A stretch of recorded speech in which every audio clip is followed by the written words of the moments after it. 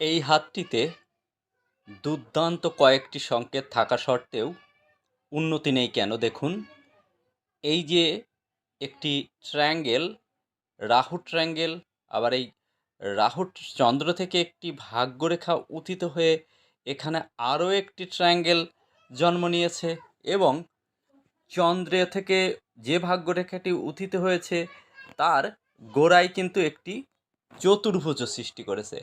তো এই যে সাইনগুলো অত্যন্ত শুভ সাইন, অর্থাৎ এই সাইন থাকলে তাদের জীবনে অর্থনৈতিক সমৃদ্ধি অবশ্যই আসে, কিন্তু এই হাতটিতে আসছে না কেন?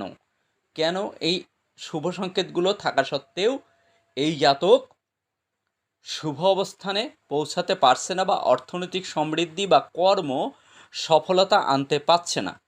এই যে শনির ক্ষেত্রে এরো রেখা, এটি মূল অসুবিধার কারণ।